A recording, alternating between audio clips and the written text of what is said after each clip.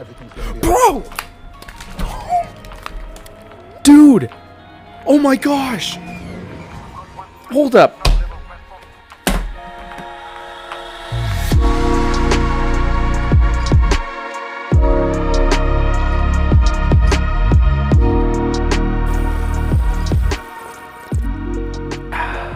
Hello and welcome back to Coffee on Korriban. Today we are reacting to Chapter 20 of The Mandalorian. This one is called The Foundling. It is 33 minutes, including credits, so probably closer to 27 minutes or so. So a little bit shorter of an episode, I see. I'm a little bit late to the game on watching this. I really haven't heard anything about it, so I don't expect anything super groundbreaking, although this is halfway through the season. And if it doesn't really kind of pick up the pace here, I can hear the general audience critique will be, where are we going? What are we doing? What's the point? Come on, get on with the show sort of thing. Now, you guys that have followed my channel since and/or know, I don't care about the action or the overall plot of where are we going. I'm not really here to be entertained like a majority of people watching this show. I want to know more information about the world. And so far, this season has done that a lot better than the previous two seasons. I'm enjoying this season more than I did the first two. Now, maybe that's because Andor opened my eyes to a different type of storytelling, and I'm really interested in that really serious tone of character-driven. You guys know I've talked about that at length before. It seems like they're doing a little bit of that in this show. I enjoy Marvel movies, but I would much rather watch a Christopher Nolan film, if you kind of get what I mean. And I understand most people would watch Tenet or Inception or Interstellar and either be bored or completely lost and not really care about it. But for me, that's what I like. That's just really what I like. But Star Wars is supposed to be an adventure and action and it's for kids. Yeah, I get that. I get it. Me personally, that's what I'm into, and there's nothing wrong with that. So I'm very interested to see where we're going for the rest of the season. This one's called The Foundling, so I'm assuming it has something to do with Grogu. Maybe we get a little bit more of his backstory from, when he was a Jedi Padawan all those years ago with Order 66 and all that stuff. We still really don't have a whole lot of answers when it comes to that sort of stuff. Or maybe this focuses just entirely on him becoming a Mandalorian foundling. I mean, what is the age that you get inducted into the Order of the Children of the Watch? Because we saw the kid in the last episode who seemed maybe 14, 15, kind of put on his helmet for the first time, take his vows, so to speak. Grogu in years is what, 53-ish at this point? But obviously the way he acts is closer to a 1-year-old. So does he get his helmet on right now?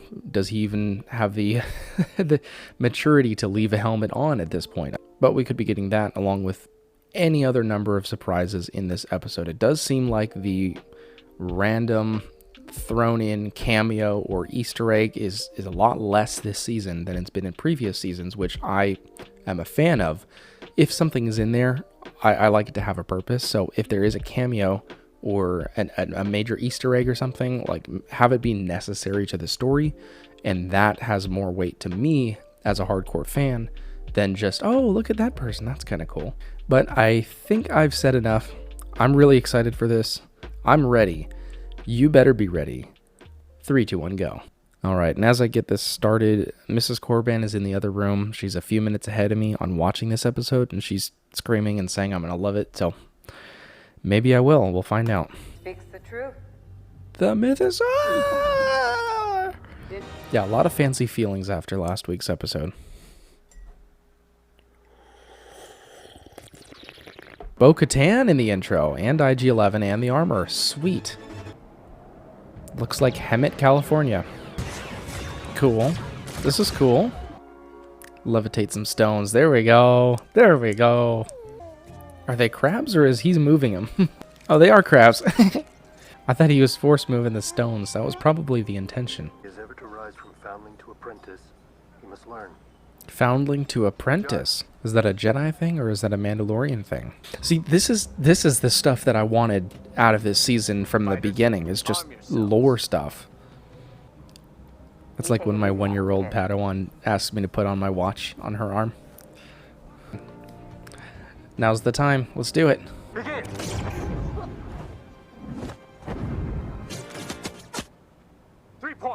Winner. Cool. Oh, that's right. That's Vizsla's kid. I forgot. Great job, kid. Oh, he's gone. There he goes. It just swoops in and takes him off. Cool. Cool intro. Weird transition. So far, it does seem like a side quest episode. His walking in the sand. That's awesome. Okay, alright. Let's have him look into the water and get a flashback. Please. What are we making? What are we making? Is he finally gonna wear something other than his little tunic? Oh! Wow!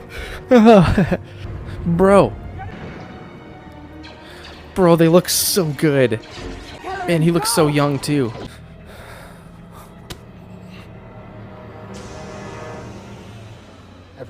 Bro! Dude! Oh my gosh!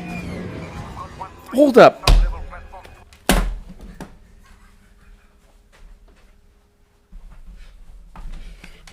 Bro, Jedi Jar Jar is saving Grogu.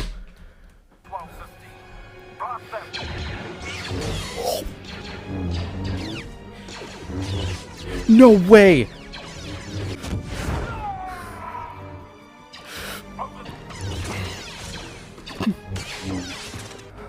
Look at that shot! Oh my gosh! Oh my gosh!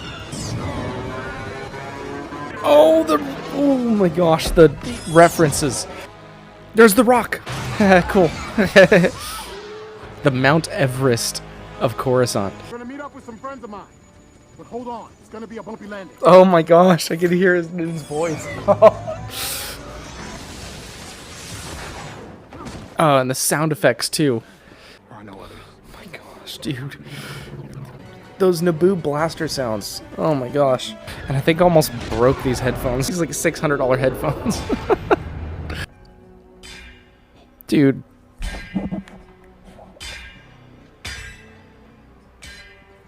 That was the cameo I didn't know that I needed more than anything. The target is on the top. The Cliffs of Insanity! I really do like that as soon as she was accepted into their clan, there was no treating her like an outsider. They just full-on accepted her. Oh, great. That's not what we wanted. Alright, jetpack time.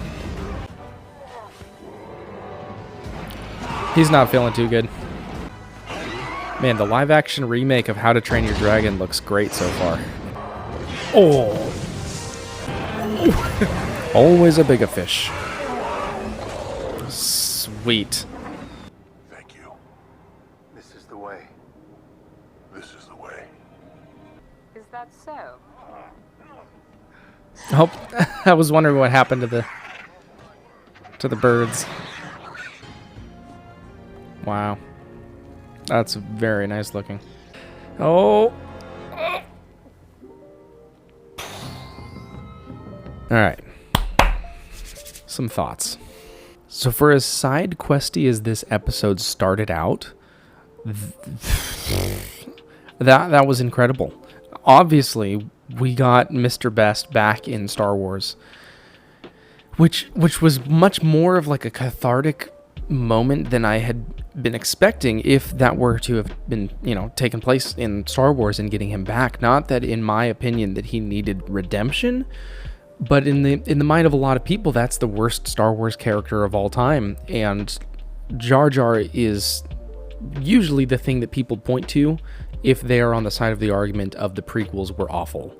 So for him to come back in such an important role, such a cool role, like dual wielding lightsabers fighting off the 501st during the sack of the Jedi Temple, Operation Nightfall, was just so cool. I almost broke my headphones, and these are not cheap headphones. So if you buy them used, they're like $60 or whatever. If you want a brand new pair of these, they are way too expensive. So that would have been a bummer if I had actually broken those. But just to see him back in Star Wars as a different character, yes, but just involved again with Star Wars is just, man. So like I said, this episode started out very side questy, and it felt like, okay, they got the kid, we gotta form a party and go get the kid and save him and bring him back and stuff. You know, it's one of those crash land the ships, fix the ships, take off, and then we're on to the next episode type of episodes.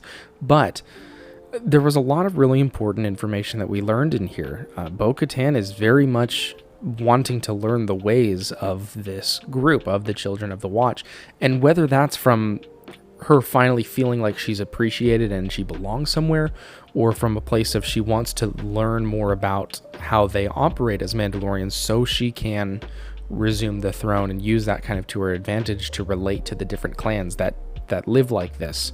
I don't know, but it's very cool to see her sort of assimilate. And as I mentioned during the review, it's very nice that they are accepting of her completely because she has been redeemed. There's no, you know, you were lost for so long or anything, or you're an outsider. They fully welcome her. And especially after this episode, Din Djarin and Paz Vizsla's relationship is healed, so to speak. There's not any tension between the two of them, which there already kind of wasn't on the surface because they are members of the same clan of, you know, they're both Children of the Watch, and so they have that camaraderie there. But actually under the surface, there's no resentment harbored between the two of them, which is a really cool dynamic. So I didn't love this episode as much as last week's episode, but last week's was just hit me all in the right feels. This one was just excellent. Rating wise, man, 8, just because it felt so short, and it did sort of still feel like a crash, fix, leave type of episode. A filler sort of episode. Where are we going still in the season? Now we're halfway done with the entire season. Where else are we going from this point? We did get a lot of really cool information, and especially learning who saved Grogu. And that was quite a long Order 66 scene. I don't remember the actual time frame of that. Let me check that. So right at about 4 minutes and 18 seconds or so of Order 66 flashback. That's a good chunk of this episode. So if the episode, as far as actual screen time, was 27 minutes or so, 28 minutes about, and the Order 66 flashback was 4 minutes plus, that's like a sixth and a half, a seventh of the entire episode was just pure Order 66. It's super, super cool. Really well done. I like the subtle makeup changes they did on the actual Grogu puppet to make him actually look younger. And then obviously Ahmed Best. I mean, I want to know more about his character. Like, who is he? What happens after this? The through line of this entire season so far is just cool. Just cool. Just feels so cool. But I believe that's going to do it for this reaction review. Let me know in the comments, what did you think about this episode?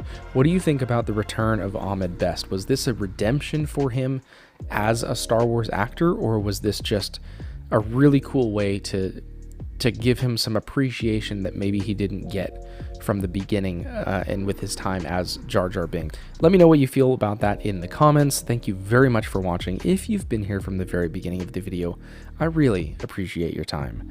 May the stash be with you, and I will see you wherever I happen to see you in the galaxy.